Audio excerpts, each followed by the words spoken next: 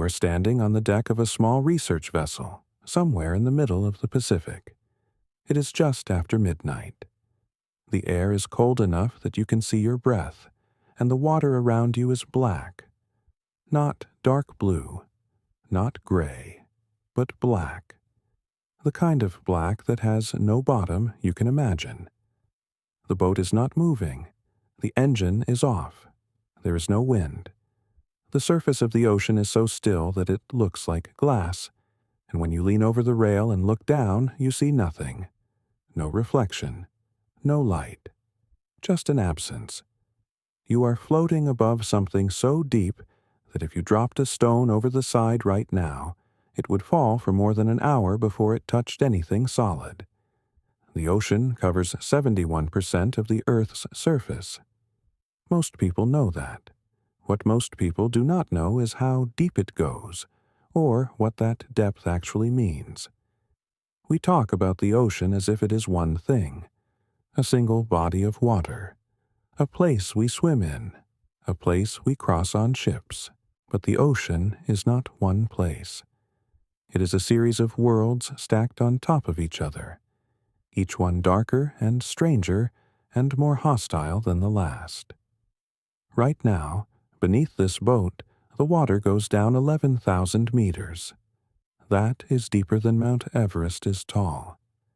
If you took the highest point on Earth and dropped it into the deepest part of the ocean, the peak would still be more than a mile underwater. You cannot see any of that from here. The surface gives you nothing. It is calm. It is quiet. It reflects the stars when the clouds break, and during the day it looks blue and harmless and almost friendly. But the surface is a lie. It is a skin stretched over something vast and old and utterly indifferent to you. The boat rocks gently. Somewhere far below, in a place no human has ever been, the seafloor is covered in fine gray silt. The water down there is just above freezing. The pressure is so great that it would crush a human body in less than a second. And yet things live there. Not many, but some. Slow, pale things that have never seen light. You are standing on the thinnest possible margin between air and abyss. And tonight, we are going down. The first zone is called the sunlight zone. It begins at the surface and extends down about 200 meters. This is where almost all the life in the ocean lives. The water here is warm enough, bright enough, and full enough of oxygen that fish and kelp and plankton can thrive. If you have ever been swimming in the ocean, you have been in this zone. It is the only part of the ocean that feels like it belongs to us. But 200 meters is not very deep. In most places, the ocean floor is nowhere near that shallow. So the sunlight zone is just the top layer, a bright skin over something much larger. Below that is the twilight zone. It runs from 200 meters down to about 1,000. The light here is dim and blue.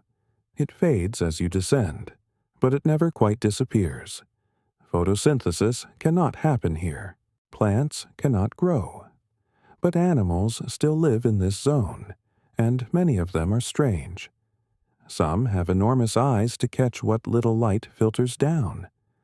Others are bioluminescent. They make their own light, cold and green, flashing in the dark to attract prey or confuse predators.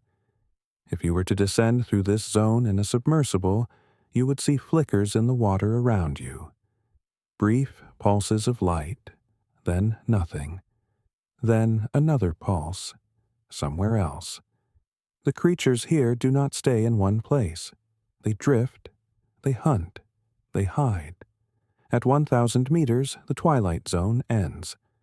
Below that is the midnight zone, and this is where the ocean becomes truly alien.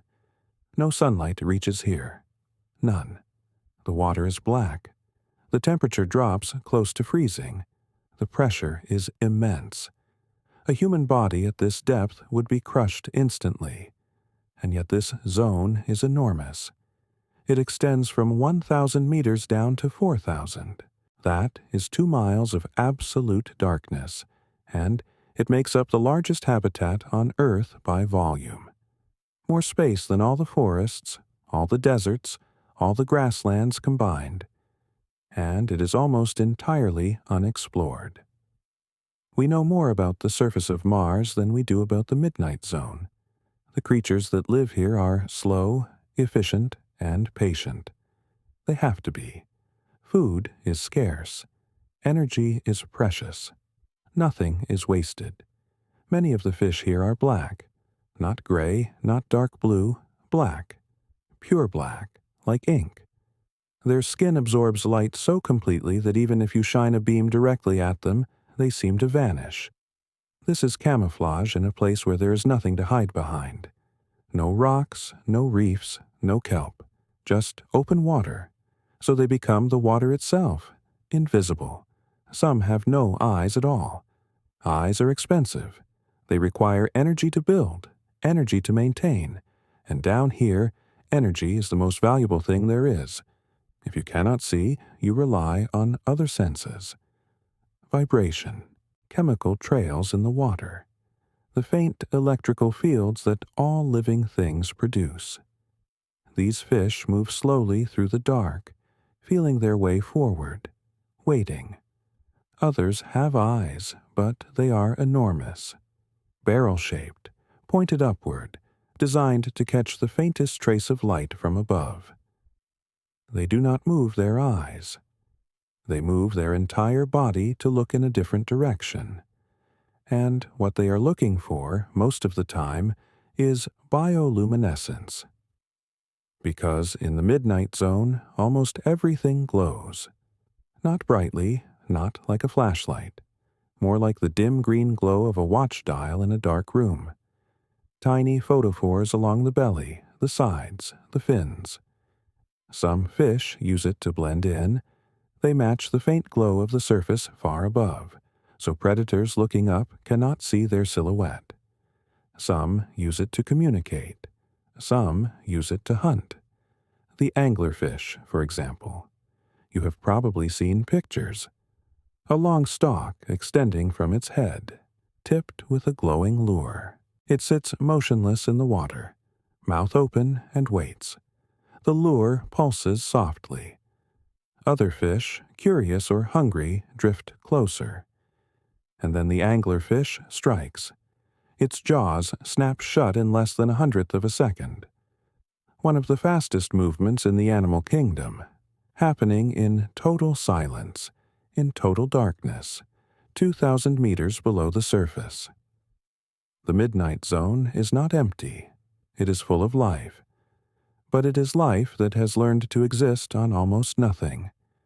A single meal might have to last for months. Movement is slow. Growth is slow. Reproduction is slow. Everything here operates on a different time scale than the world above. And below this zone there is another, deeper still. The abyssal zone begins at 4,000 meters. The pressure here is 400 times what it is at the surface. If you were to descend to this depth in a submarine, the walls would need to be several inches thick, made of titanium or reinforced steel. The water temperature hovers just above freezing, 2 degrees Celsius, sometimes less. The darkness is absolute. No trace of sunlight has reached this far in millions of years. The seafloor here is not rock. It is sediment, fine particles that have drifted down from the surface over centuries, accumulating in layers. Dust from continents, shells of microscopic organisms, fragments of bone, the remains of everything that has ever lived in the ocean above, settling slowly, endlessly onto the bottom. In some places, this sediment is hundreds of meters deep, soft, almost like snow. And yet, even here, there is life. Sea cucumbers move across the sediment, feeding on organic matter. They are slow, methodical. A single sea cucumber might travel only a few meters in an entire day. There are also worms, polychaetes. Some of them live in tubes they build from mucus and sediment. Others burrow.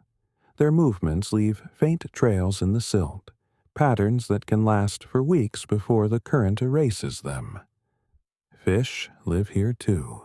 Not many, but some. The snailfish holds the record for the deepest fish ever recorded. It was found at 8,178 meters in the Mariana Trench. Its body is soft, almost gelatinous. It has no scales. Its bones are thin and flexible. It moves slowly through the water, feeding on small crustaceans. It does not look like what you think of when you picture a fish.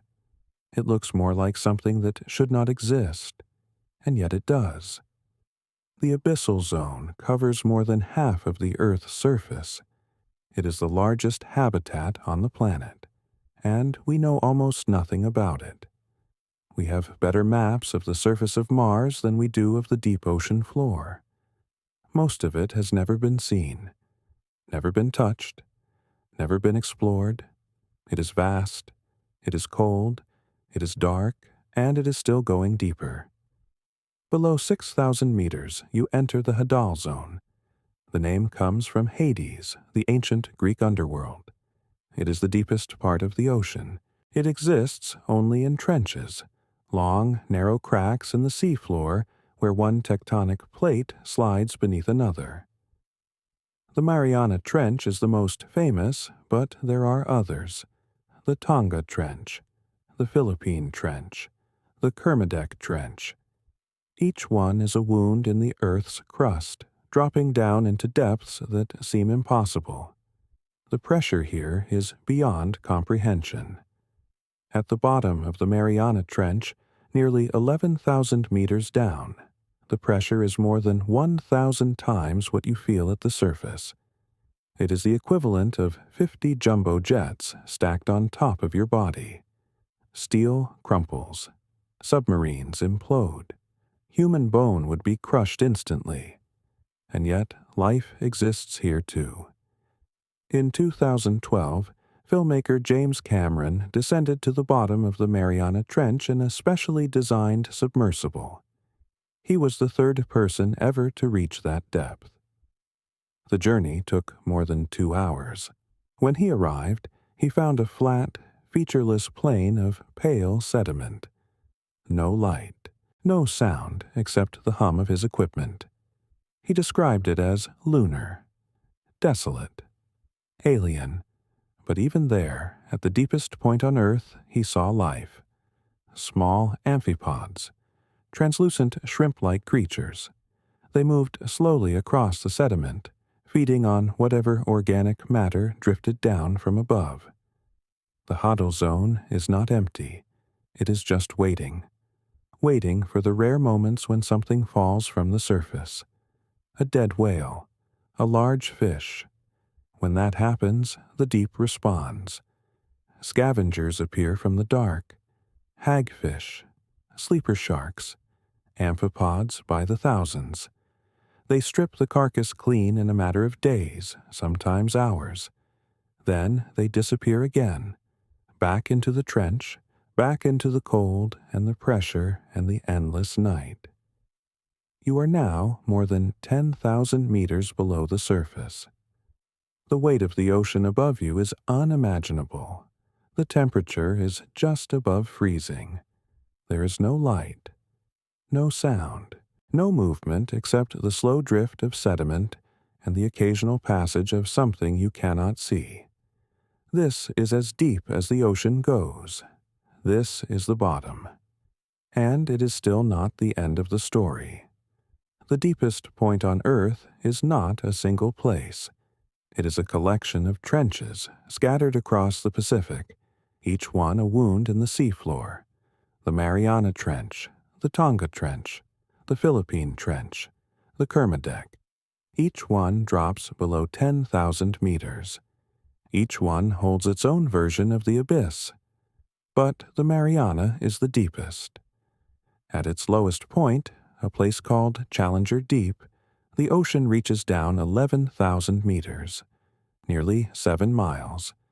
If you placed Mount Everest at the bottom of Challenger Deep, Its peak would still be more than a mile underwater.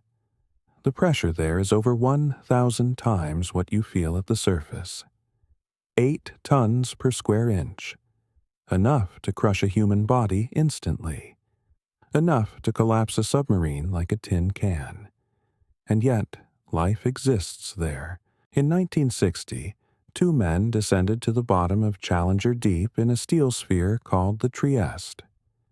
They saw something moving in the sediment. A flatfish, they said, pale and slow. Later expeditions found more. Snailfish with translucent skin and soft bones. Amphipods the size of your hand. Microbes living in the mud, feeding on chemicals that seep up from the Earth's crust. The Hadal Zone is not lifeless. It is just patient. The creatures there do not hunt. They do not chase. They wait. They drift. They feed on what falls. And when nothing falls, they slow down. Their metabolism drops. Their heartbeat slows. They enter a state that is not quite sleep, not quite death, just waiting. The ocean floor at this depth is not rock. It is sediment. Soft, fine particles that have drifted down over millions of years. The remains of plankton, dust from the surface, volcanic ash. It settles in layers, building up slowly, year after year, century after century. When you touch it, it clouds the water. It hangs there, suspended, before drifting back down. The bottom is not still. It shifts, slowly. Tectonic plates meet here, grinding against each other, one sliding beneath the other. The trench is a scar where the earth is folding in on itself. And in that fold, in that deep crease, the ocean has found a way to go even deeper. The pressure here is beyond what most life can endure. At 11 kilometers down, the weight of the water above you is more than 1,000 times what you feel at the surface. It would crush a human body instantly, collapse the lungs, compress the bones. But life has found a way. The creatures here have no air pockets in their bodies, no swim bladders, no lungs. Their cells are filled with water, their tissues dense and flexible. The pressure outside matches the pressure inside. They are built for this. They have no choice. Some of them are transparent. You can see through their skin to the organs beneath. Others are pale, almost white, their pigment long since abandoned. There's no sunlight here, no reason for color, no predators that hunt by sight. Everything moves slowly. A jellyfish drifts past, its bell pulsing gently, trailing tentacles that stretch out into the dark. It glows faintly, a soft blue light that pulses in rhythm with its movement. Bioluminescence. One of the few lights in this place. The glow is not for beauty. It is a tool, a lure, a warning, a way to communicate in a world where sound travels far but light does not. Some fish use it to attract prey. Others use it to confuse predators. A sudden flash, a burst of light, and they vanish into the dark while their attacker is still blinded. It is a language written in light, spoken in a place where almost nothing can see. You descend further. The trench narrows. The walls close in. The sediment here is thicker, softer. When something lands, it sinks. Slowly. A whale carcass that fell from the surface months ago is still here, half buried, its bones picked clean by scavengers. Amphipods swarm over it, their pale bodies moving in waves. They will feed on this for years. When the bones are gone, they will wait for the next fall. There is no hurry. Time moves differently here. The water is still. No currents, no waves, just the slow drift of particles, the occasional movement of something alive. You can feel the weight of the ocean pressing down. Not just the physical weight, but the weight of time, of distance, of all the water between you and the surface. You are further from the world above than most people will ever be from anything. And yet life continues, slowly, quietly, in the dark. The trench floor is not flat, it undulates. Small ridges, shallow depressions, places where the sediment has settled unevenly over centuries. You move along it slowly, following the contour. The darkness is absolute now. No hint of light from above. No bioluminescence nearby. Just the beam of your light cutting through the water, illuminating a narrow cone of sea floor ahead of you. Beyond that cone, nothing. You could be anywhere. You could be nowhere. Something moves at the edge of the light. A fish, long and pale with a body like a ribbon. It drifts past without seeming to swim, as if carried by a current that doesn't exist. Its eyes are small, almost vestigial. Down here, sight is nearly useless. Most creatures navigate by touch, by chemical signals, by the faint electrical fields generated by living things. The fish disappears into the dark. You do not see it again. The sediment beneath you is fine, almost like powder. When you disturb it, it rises in slow clouds that hang in the water for minutes before settling. Each particle drifts at its own pace, suspended, weightless. The water here is so still that nothing disperses quickly. Everything lingers. A footprint in this sediment could last for decades. A disturbance could remain visible for a century. The deep ocean does not erase. It preserves. You pass over a field of small mounds. They look like miniature volcanoes, each one a few inches high, perfectly conical. These are the homes of polychaete worms. They build them from sediment and mucus, grain by grain, over months or years. Inside each mound, a worm waits, feeding on whatever drifts down from above. Detritus, dead plankton, marine snow. The mounds stretch out in every direction, hundreds of them, maybe thousands. A city of worms, silent, patient, waiting. Further along, the trench deepens again. The walls rise on either side, steep and dark. You are descending into a narrow channel now, a crack in the earth's crust that goes down further than you can measure. The pressure increases with every meter. Your instruments register it. Your body feels it, even through the protective shell around you.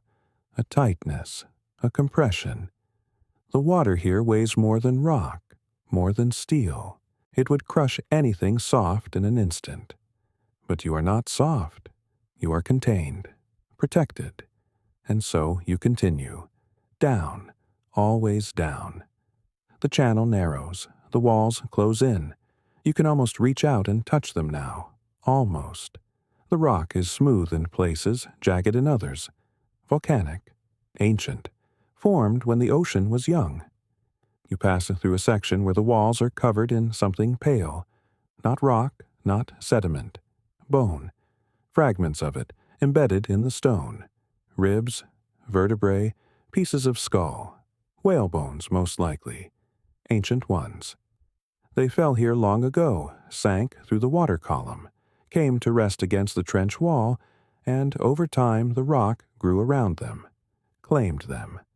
Now they are part of the geology. Fossils in the making. You move past them slowly. The channel bends, curves to the left. The walls shift. And then, without warning, the space opens again. The walls fall away.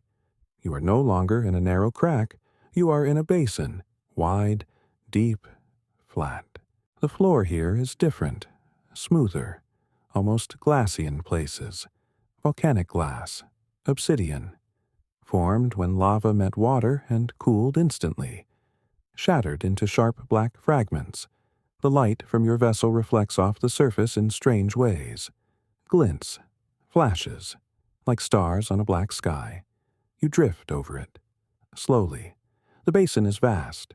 It takes time to cross. Minutes, many of them. And as you move, you notice something else. Shapes. low mounds rising from the glass, not tall, just a meter or so, but distinct, regular, too regular to be natural. You approach one, the light falls across it, and you see what it is. A pillow. Lava pillow, formed when molten rock oozes out onto the seafloor and cools in rounded lobes. They stack, they pile, they form these strange bulbous structures that look almost organic, almost alive, but they are not. They are stone, cold, dead, older than anything you have ever touched. You pass dozens of them, hundreds, a field of frozen eruptions, and beyond them the basin begins to slope again, downward, always downward. The glass gives way to sediment, soft, fine, the kind that takes 10,000 years to accumulate a single centimeter. You are moving through time now. Every meter you descend is another age, another era. The water here is so still it feels like you are not moving through water at all, like you are moving through something thicker, heavier, a liquid that has forgotten how to flow. You drift lower. The sediment beneath you is pale, almost white in the beam of your light. It stretches in every direction without feature, without variation. A desert floor, but softer. If you were to touch it, your hand would sink. The particles are so fine they would cloud around your fingers like smoke. They are the remains of things that lived. Shells, skeletons, fragments of diatoms, and foraminifera that drifted down from the surface over millennia. Layer upon layer, compressed by their own weight into this pale blanket that covers everything. You descend through another thermocline. The temperature drops, not by much, a degree, maybe two, but you feel it. The cold here is different. It is not the cold of winter air or frozen water. It is the cold of absence, the cold of a place that has never known warmth, that will never know it, the kind of cold that seeps through metal, through glass, through skin. You check your depth gauge, 4,000 meters. You are deeper now than most of the ocean floor, deeper than the average depth of the entire Pacific, and still you are not at the bottom. The slope continues, gentle, unrelenting. You pass over a ridge, low, barely visible. The sediment is thinner here. Darker rock shows through in places. Basalt, the bones of the earth. You follow the ridge for a time. It curves, it bends, and then it drops away. Sharply. You are at the edge of something. A trench. Not the trench, not yet. But a smaller fracture. A crack in the crust where two plates have pulled apart. The walls fall into blackness. Your light does not reach the bottom. You angle downward. The walls rise on either side of you now. Steep, almost vertical. They are smooth in places, jagged in others. You see striations, lines carved by forces you cannot imagine. The movement of continents, the grinding of stone against stone over millions of years. The trench narrows. The walls close in. You are in a canyon now, a slot carved into the seafloor. The water here feels different, denser, as if the weight of the ocean above has compressed it into something almost solid. You move slowly, carefully. The walls are close enough to touch, but you do not touch them. You only watch, and descend, and the darkness deepens. The canyon floor is not flat. It slopes, gently at first, then steeper. You follow it down. The walls on either side are no longer rock, they are sediment. Layers of it, compressed over time into something that looks almost like stone but crumbles at the edges. You see the layers clearly, thin bands of color, gray, brown, pale green, each one a different age, a different era, millions of years stacked on top of each other. You are descending through time. The water is colder here. You feel it even through the hull. A deep cold. The kind that has nothing to do with weather or season. It is the cold of the earth itself.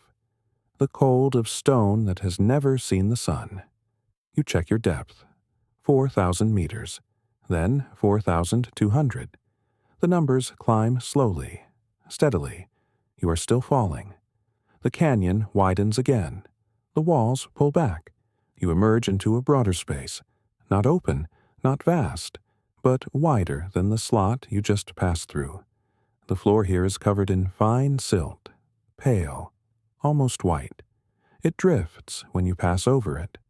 Slow clouds that hang in the water and settle again. You see shapes in the silt, small mounds, depressions, the tracks of something that moved through here, recently, or 1,000 years ago. There is no way to know. You see a rock, a single boulder sitting alone in the middle of the pale floor. It is dark, almost black, smooth on one side, rough on the other. It does not belong here. It is too large, too different from everything around it. You wonder how it arrived, dropped from above, carried by some ancient current, or pushed here by the slow grinding of the plates themselves. You do not stop to examine it. You only note it, and move on. The floor begins to drop again, sharply this time. You angle your descent to match it. The pale silt gives way to darker sediment, then to rock again. Hard rock, volcanic. You see the texture of it. Rough, porous, frozen bubbles where gas escaped as the lava cooled. This stone was molten once. It flowed across the seafloor, hot and bright. Now it is cold, dark, covered in a thin layer of sediment that clings to every surface. You are deeper now than most submarines can go, deeper than most life can survive. But you are not at the bottom. Not yet. The trench is still below you, waiting. You can feel it, the pull of it, the way the water seems to flow downward, as if the ocean itself is being drawn into the crack. You follow that pull. Slowly, and the walls rise again on either side. The walls are closer now. You can see both sides at once. The rock face to your left, the rock face to your right. They are not smooth.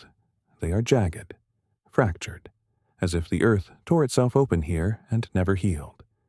You descend between them. The gap narrows, then widens, then narrows again. The pattern is irregular, chaotic. There is no symmetry to it, no design, just the raw geometry of a planet breaking apart. The water here feels different, heavier. You know that is not possible. Water is water. But the sensation persists, as if the pressure is not just physical, as if the depth itself has weight. You check your instruments. The numbers climb. 8,000 meters, 8,200, 8,500. The light from above is gone entirely now. There is only your light, and the dark beyond it. You pass something on the wall, a shape. You slow, turn toward it. It is a boulder, wedged into a crack, massive, the size of a house. It must have fallen from above, centuries ago, millennia. It sits there now, locked in place, covered in the same thin sediment as everything else. You wonder how long it has been there, how long it will remain. There is no current here to move it, no force to dislodge it. It will sit in that crack until the earth shifts again, until the trench closes, or opens wider. You continue down. The walls pull back. The trench widens into a broader channel. The floor is visible now, still far below, but closer than before. You can see the shape of it, the way it slopes, the way it curves. There are ridges down there, low hills, depressions, the topography of the abyss. You descend toward it.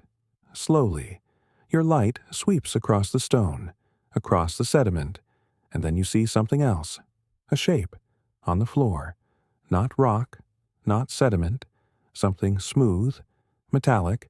You angle toward it. Your heart rate increases, just slightly.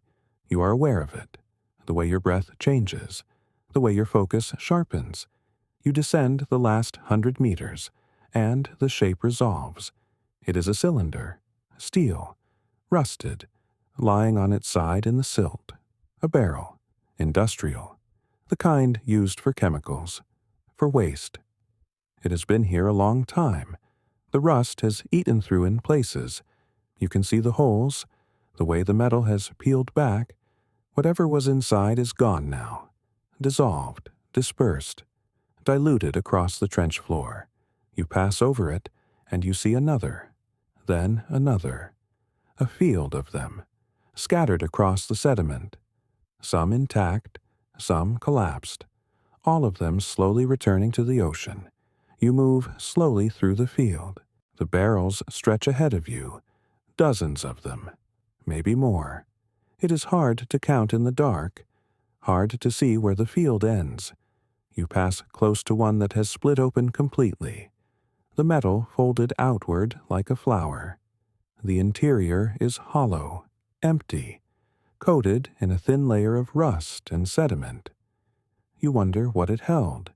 You wonder when it was dropped. There are no markings visible, no labels. The ocean has erased them. Or perhaps they were never meant to be read. You rise slightly, trying to see the full extent of the field. Your lights sweep across the floor.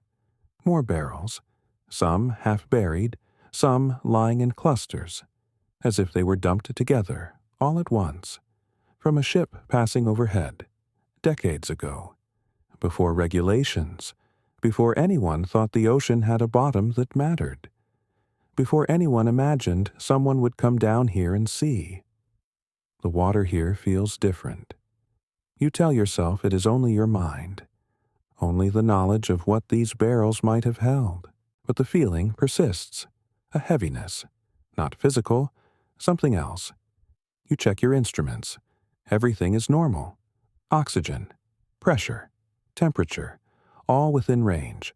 The submersible is functioning. You are functioning. But the feeling remains. You continue forward.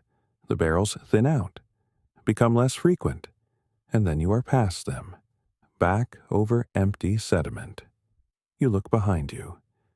The field is already fading into the dark, swallowed by distance, by depth. You think about the ships that passed above, the people who stood on deck, who rolled the barrels to the edge, who let them fall. They never saw this, never saw where the barrels landed, never saw them rest here, rusting, leaking, becoming part of the trench. They only saw the surface, the water closing over, the ripples fading, and then nothing. You descend again, deeper. The depth gauge climbs, 6,800 meters, 6,900. You are approaching the deepest point of this section, the place where the trench floor drops away into a narrow channel, a crack within a crack. You have seen the maps, the sonar images, but maps are not the same as being here, as moving through the space, as feeling the pressure increase with every meter. The walls narrow. You can see them now on both sides. Not walls in the way you think of walls, more like slopes, long, gradual inclines of sediment and rock that converge as you descend. The channel is forming, the crack within the trench. You move slowly. The thrusters hum at low power. You are drifting more than driving, letting gravity pull you down, letting the shape of the trench guide you.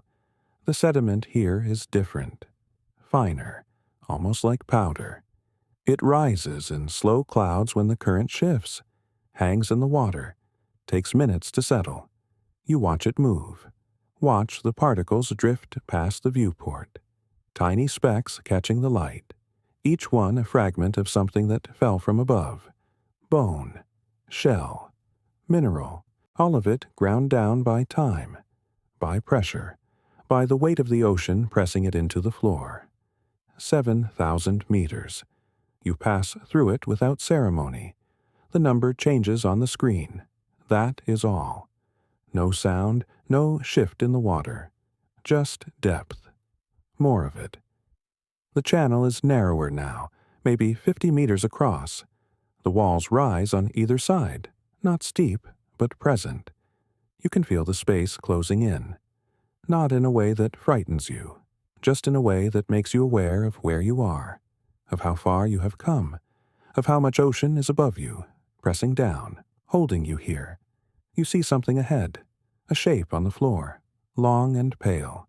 You slow the descent. Let the sub drift forward. The shape resolves. A bone, large, curved, possibly a rib, possibly from a whale. It lies half buried in the sediment, one end exposed, the other lost beneath the powder. The bone is clean. No flesh, no tissue, just the structure.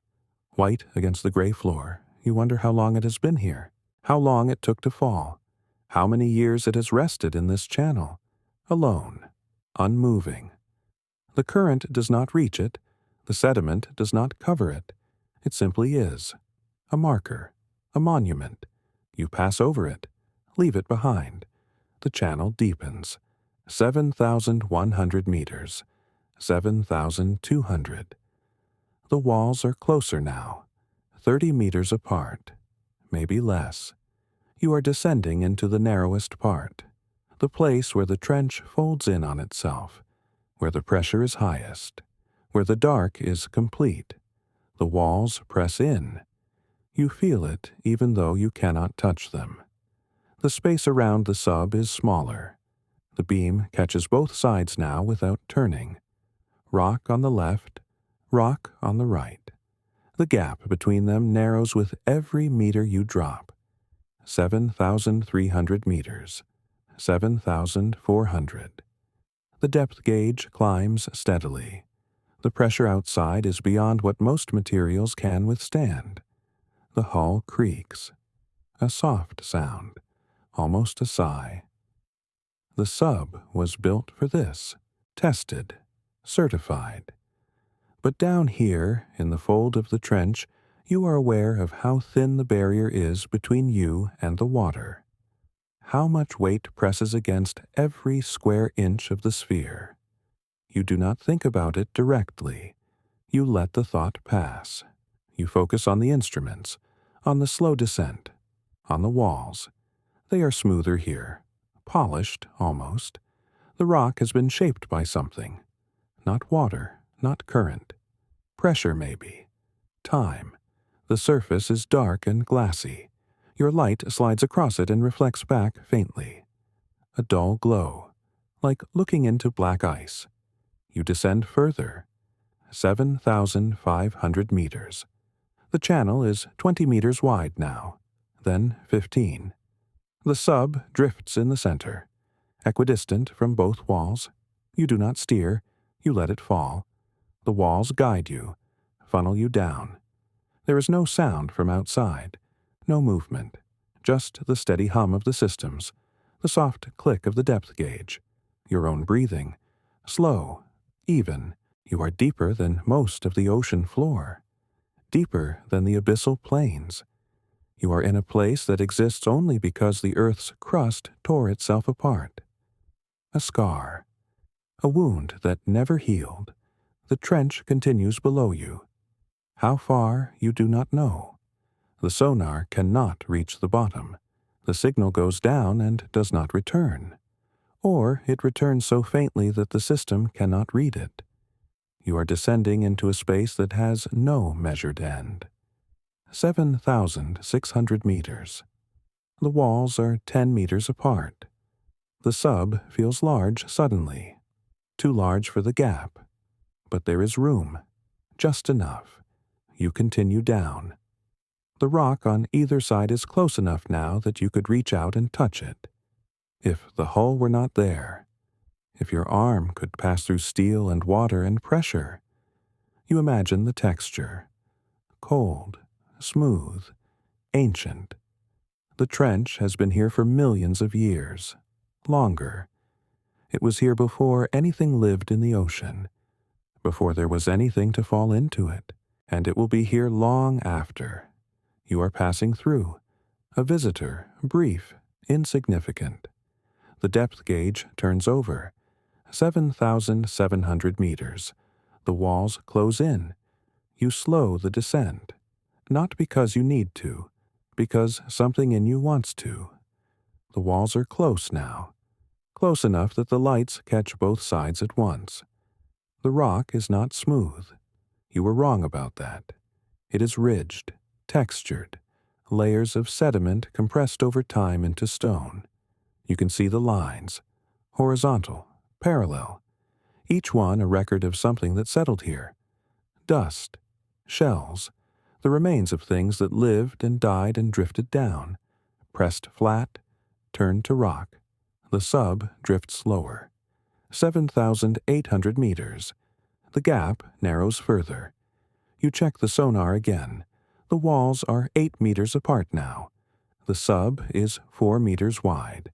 You have room, but it feels like less. The mind does not trust numbers when the eyes see stone on both sides. You breathe slowly. The air in the cabin is cool, recycled. It tastes faintly metallic. You have been breathing it for hours. Your body has adjusted. You do not notice it anymore, except now. Now you notice. The depth gauge turns. 7,900 meters. You are deeper than almost anyone has ever been.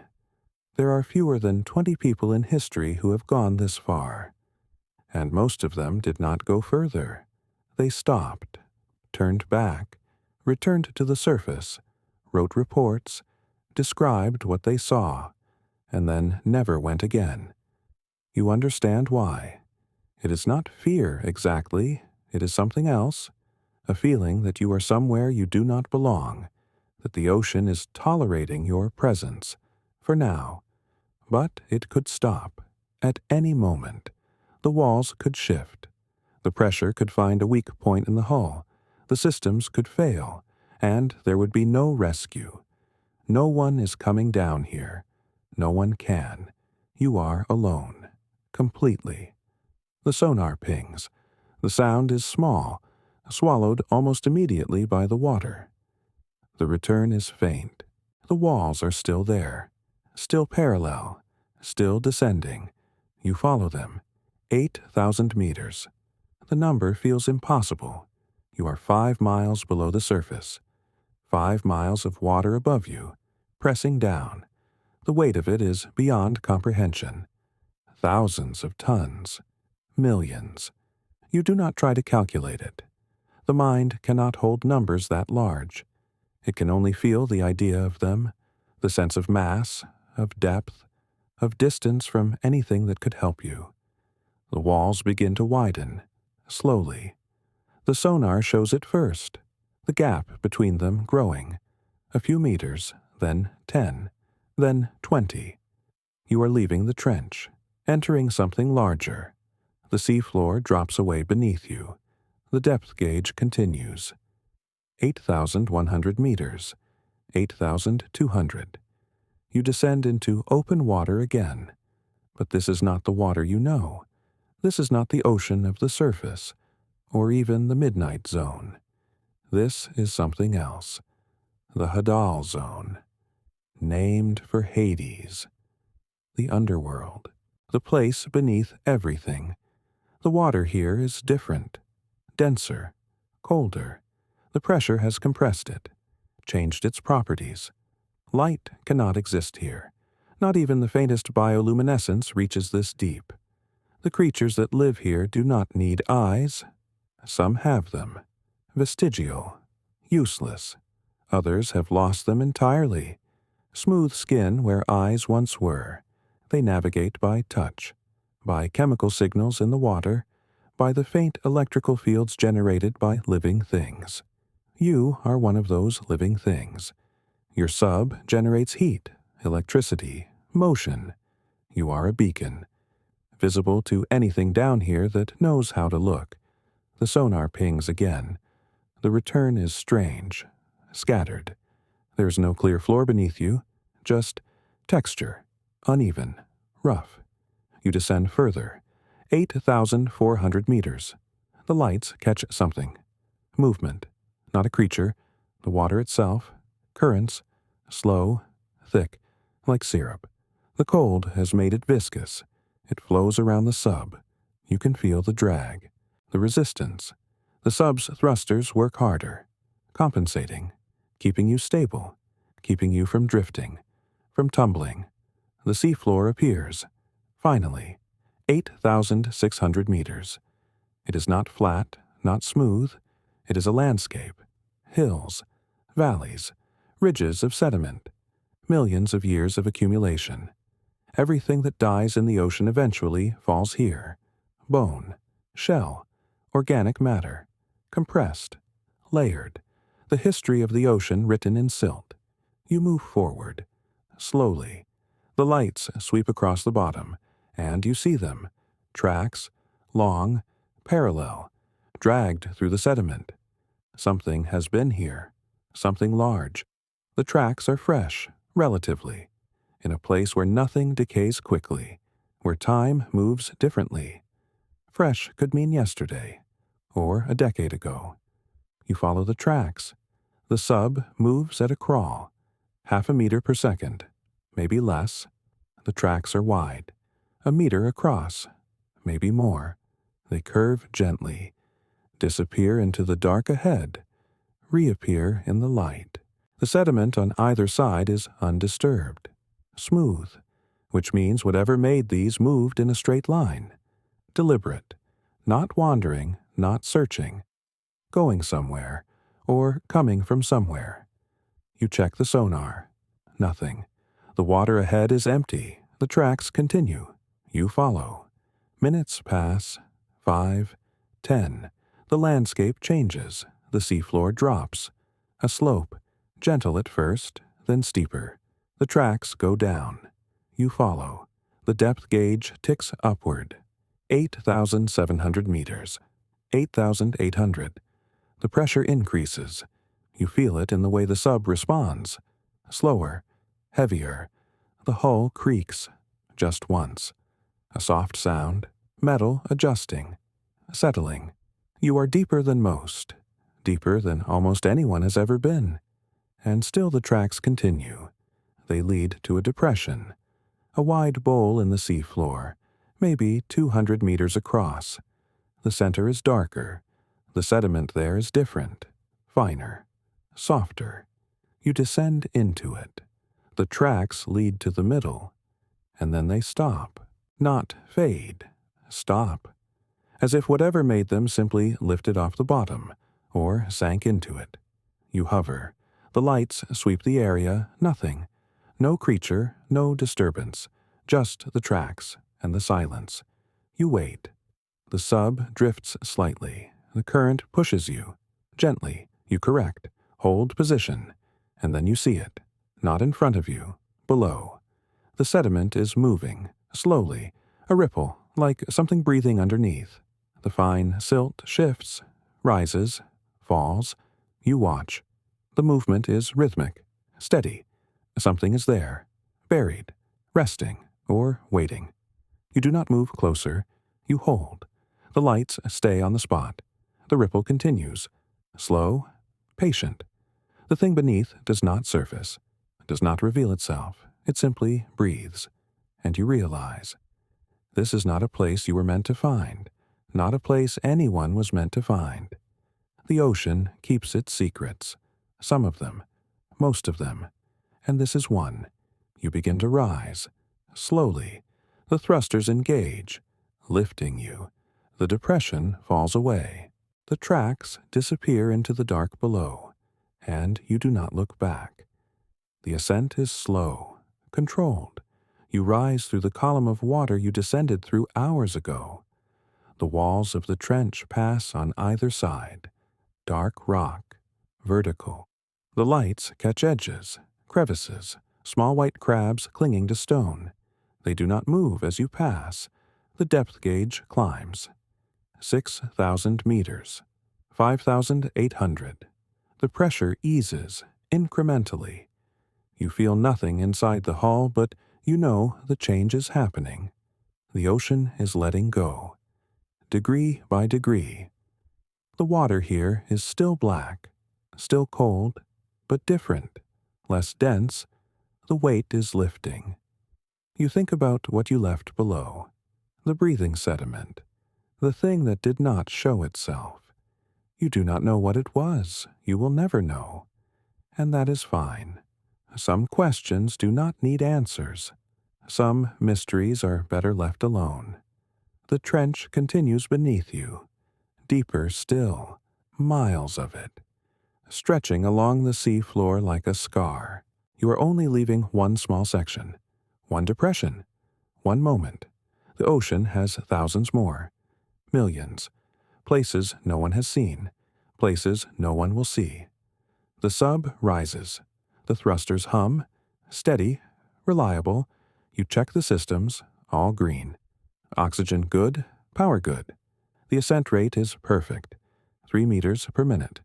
No faster, you have time. You have always had time down here. That is what the ocean teaches. Patience, the ability to wait, to move slowly, to let things unfold. 4,000 meters now. The rock walls are farther apart. The trench is widening, opening.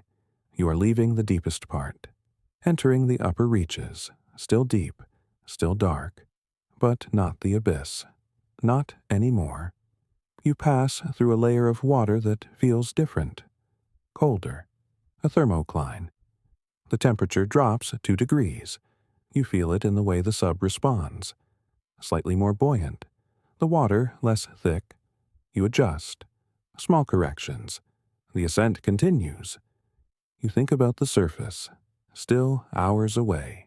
You think about the ship waiting above, the crew, the debrief, the questions they will ask. What did you see? What did you find? And you will tell them. Most of it.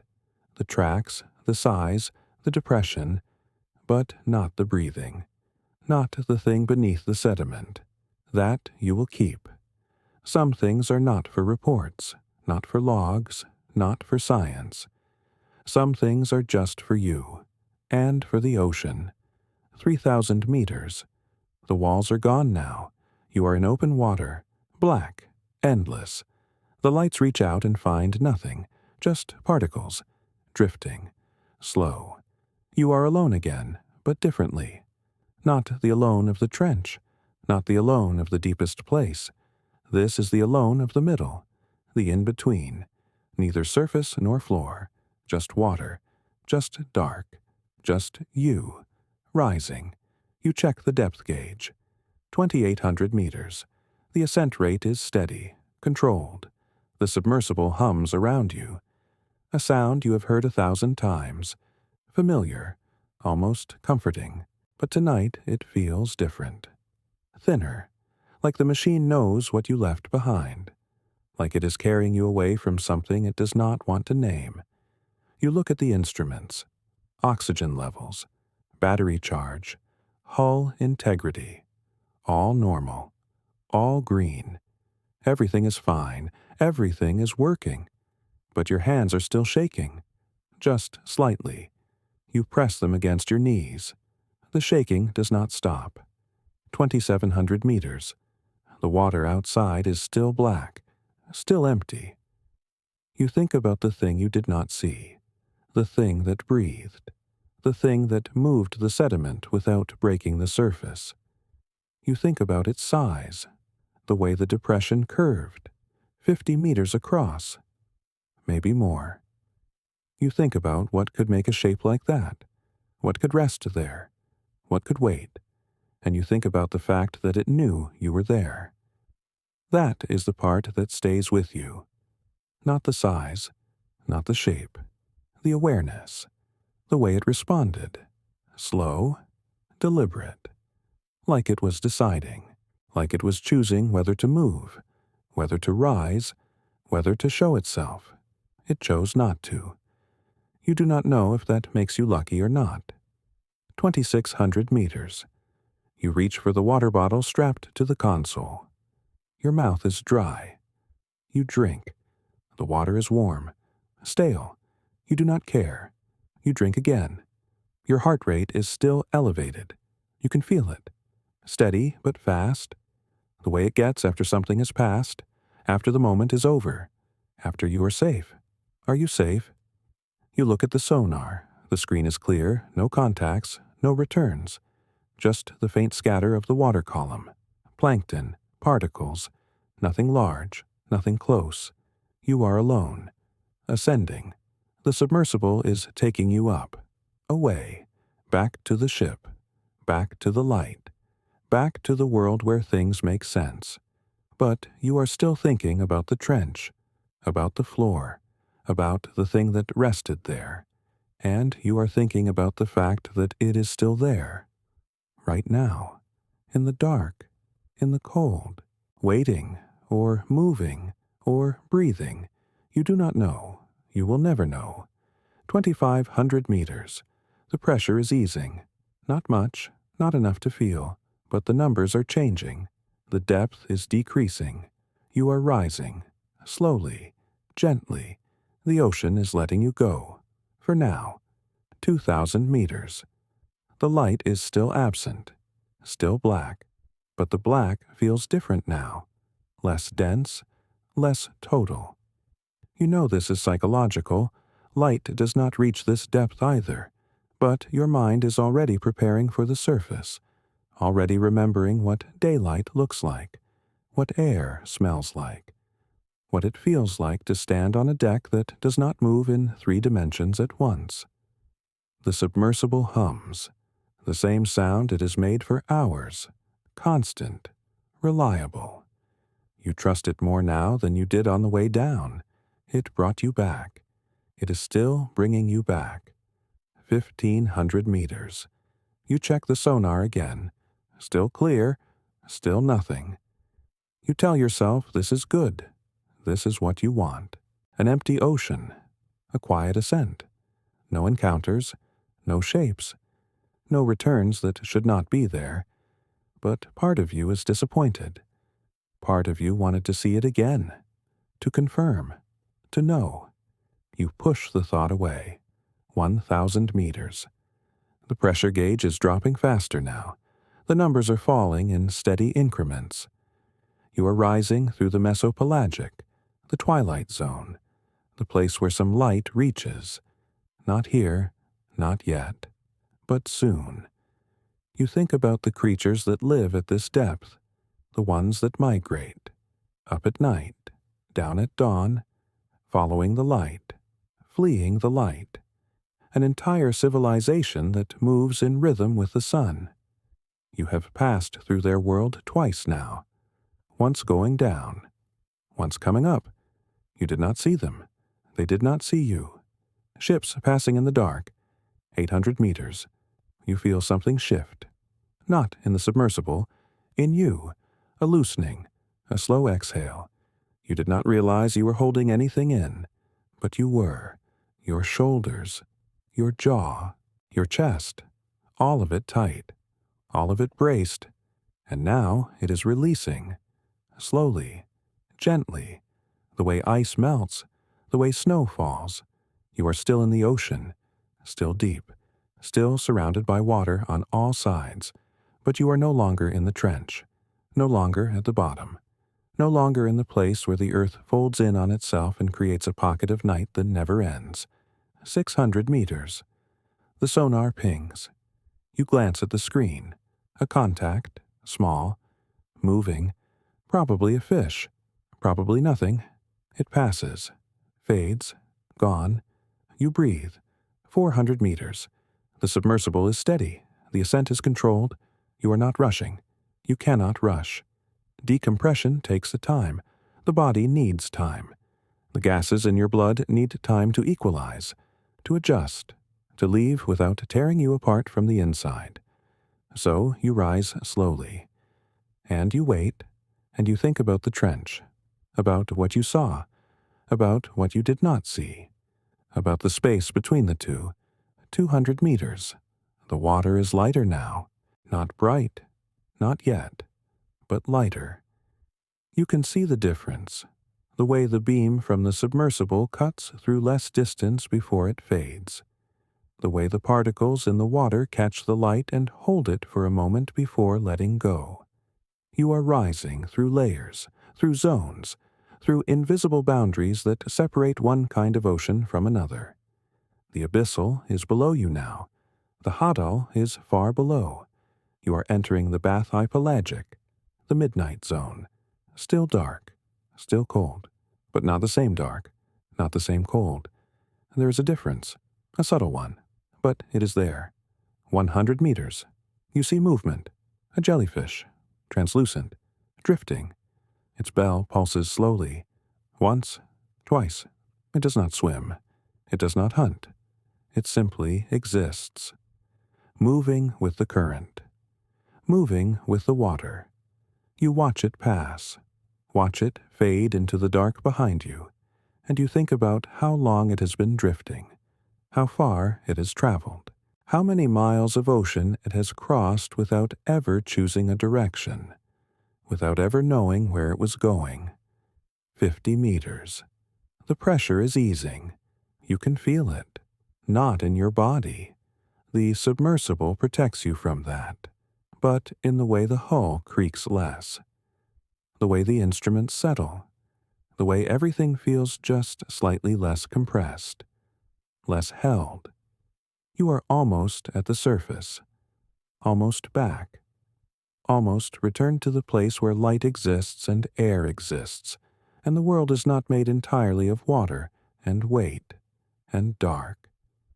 30 meters.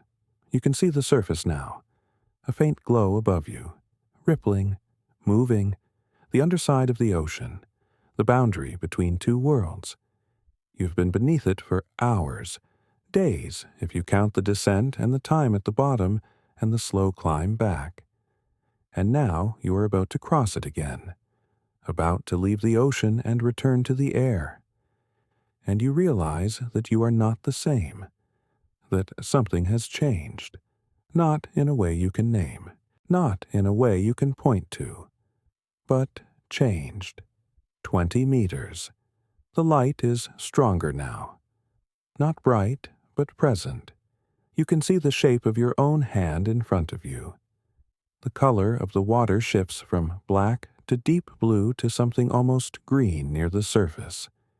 You can see particles drifting, plankton, bits of organic matter suspended in the column, things that live here, in this thin layer where the ocean meets the sky. The submersible rises through them slowly. They scatter in the current you make. Tiny lives, uncountable. You have passed through their world without seeing them until now. 10 meters. The surface is close. You can see the waves from below, the way they move, the way the light bends through them. Refracted. Broken into soft bands that shift and pulse. You have seen this before, from above, looking down into shallow water. But from below it is different. The surface is not a floor. It is a ceiling, a membrane, and you are about to break through it. 5 meters. The submersible slows. The ascent rate drops to almost nothing. This is the most dangerous part. Not the descent, not the bottom, the return, the transition. Your body has been under pressure for hours. The nitrogen in your blood has dissolved into tissues. If you rise too fast, it comes out too quickly. Bubbles form in your joints, in your spine, in your brain, decompression sickness, the bends. It can kill you, or leave you paralyzed, or in pain for the rest of your life. So you rise slowly. Even now, even this close. 3 meters. You can hear the surface, the slap of small waves against the hull, the hiss of air and water mixing, sounds you have not heard in hours. The radio crackles. A voice. The support ship. They have been tracking you, waiting. They ask if you are ready. You say yes, but you are not sure that is true. 1 meter. The submersible breaks the surface. Water streams off the viewport. You see sky. Gray. Overcast. but sky. You see the ship, a dark shape against the horizon.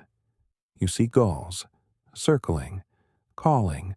You hear wind. You feel the submersible rock and the swell, side to side, a motion you have not felt since you left. The ocean is no longer still. It is alive again, moving, the way it moves at the surface, the way it always has. You are back, but you are not the same. The crew opens the hatch from outside. You hear the clang of metal, the hiss of the seal breaking. Cold air rushes in, not cold like the deep, cold like October, like wind off the North Atlantic. It smells different. Salt, diesel, rust, the smell of a working ship. You climb out slowly. Your legs are stiff. Your hands shake. Not from cold, from something else. The deck is wet, slick with spray. You hold the rail. The ship rolls under you. A long, slow roll. You have forgotten how to stand on something that moves this way. One of the crew asks if you are all right. You nod. You do not trust your voice yet. They help you down, across the deck, into the shelter of the cabin. Inside, it is warm. Too warm. The lights are too bright. There is coffee, hot, black. You hold the cup, but do not drink. You sit. The others are talking. Instruments, data, the dive, what you saw, what you recorded. You hear them, but you are not listening. You are still down there, part of you, still at 4,000 meters, still in the dark, still drifting over the plain. You look out the porthole. The ocean is gray, choppy, ordinary. It does not look like the place you were. It does not look like it goes down that far. But it does. Right here, right beneath the hull. The same trench, the same abyss, the same cold, and the same dark. It is still there. It will always be there. You stayed for 3 hours. You saw a fragment, a sliver, a single transect across a world that stretches for thousands of kilometers. You could go back tomorrow. You could dive every day for the rest of your life. And you would never see it all. You would never know it. Not really. The ocean keeps its secrets. Not because it hides them, but because it is too vast, too deep, too old. You can visit. You can descend. You can look, but you cannot stay. And when you leave, it closes behind you. The way it always has, the way it always will. The submersible surfaces. The hatch opens. The air is warm. The sky is still there. The sun is lower now, but still bright. You step out onto the deck. Your legs are unsteady. Not from the motion of the ship, from the stillness, from the weight of what you just left. Someone asks you what you saw. You open your mouth. You close it. You do not have the words. Not yet. Maybe not ever. How do you describe a place that has no reference? A darkness that is not the absence of light but the presence of something older? You say it was cold. You say it was deep. You say it was quiet. And all of that is true. But it is not the thing. The thing is the feeling. The feeling that you were somewhere you were not supposed to be. Not forbidden. Just not made for you. Not made for anything with lungs, with warmth, with a need for the surface. You were a visitor in a place that does not have visitors, that does not need them, that does not notice them. And when you left, it continued. The way it has continued for hundreds of millions of years. The way it will continue long after you are gone, long after the ship is gone, long after the cities and the lights and the voices. The ocean does not care. It does not remember. It simply is. Deep, dark, cold, slow, endless. You stand on the deck. The water around you is blue, gentle, the same water, the same ocean. But up here, it looks like something you know, something you can touch, something that belongs to the world you live in. And maybe that is the most unsettling part, that it is the same water, the same substance, just a few hundred meters away, straight down, waiting, always waiting. You will go home, you will sleep, you will wake, and the trench will still be there, deeper than mountains are tall, older than anything you can name, holding its pressure, holding its dark, holding its life. And you will remember, not the facts, not the numbers, but the feeling of floating above something so vast that it makes you small, so deep that it makes you temporary, so old that it makes you new. The ocean is still there. It has always been there, and it will always be there, long after you, long after everything, still deep, still dark, still cold, still moving, slowly, gently, in the only direction it knows, down,